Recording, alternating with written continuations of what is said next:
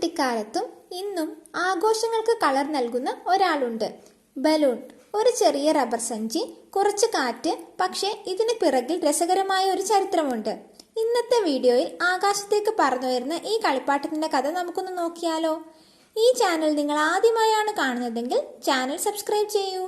Hydrogen വാതകത്തിന്റെ മാന്ത്രികത നിങ്ങൾക്കറിയാമോ?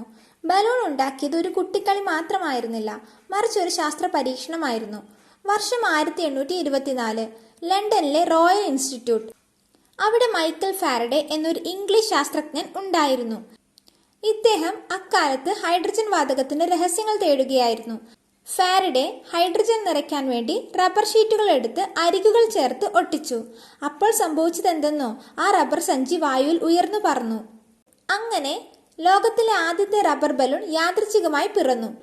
Faraday ഇത് ശാസ്ത്രീയ ആവശ്യത്തിന് വേണ്ടി ഉണ്ടാക്കിയതാണെങ്കിലും ഇതൊരു കളിപ്പാട്ടമാക്കിയതിന് പിന്നിൽ ഒരു ബിസിനസ്സുകാരനുണ്ട്. 1825 തോമസ് ഹാൻകോക്ക് എന്ന റബ്ബർ നിർമ്മാതാവാണ് ഈ ആശയം കടമെടുത്തത്. അദ്ദേഹം റബ്ബർ ഷീറ്റുകൾ ചേർത്തൊട്ടിച്ച് ആളുകൾക്ക് സ്വന്തമായി വീട്ടിൽ കൊണ്ടുപോയി ഊതി വീർപ്പിക്കാൻ കഴിയുന്ന ഒരു കിറ്റ് ഉണ്ടാക്കി. അങ്ങനെ ശാസ്ത്രലോകത്തു നിന്നും ബലൂണുകൾ കുട്ടികളുടെ കൈകളിലെത്തി. ഇത് വിപണിയിൽ വലിയൊരു തരംഗമായി മാറി. ആദ്യത്തെ റബ്ബർ ബലൂണുകൾക്ക് ചില പ്രശ്നങ്ങൾ ഉണ്ടായിരുന്നു. താപനില മാറുമ്പോൾ അവ പെട്ടെന്ന് കേടായി പോകുമായിരുന്നു. ഇതിന് പരിഹാരം കണ്ടത് ഇൻഗ്രാം എന്നൊരു ഇംഗ്ലീഷുകാരനാണ്.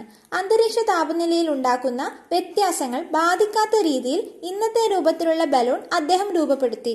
അതോടെ ബലൂണുകൾ കൂടുതൽ ഈടു നിൽക്കുന്ന വിവിധ വർണ്ണങ്ങളിലുള്ള ആഘോഷ വസ്തുക്കളായി മാറി.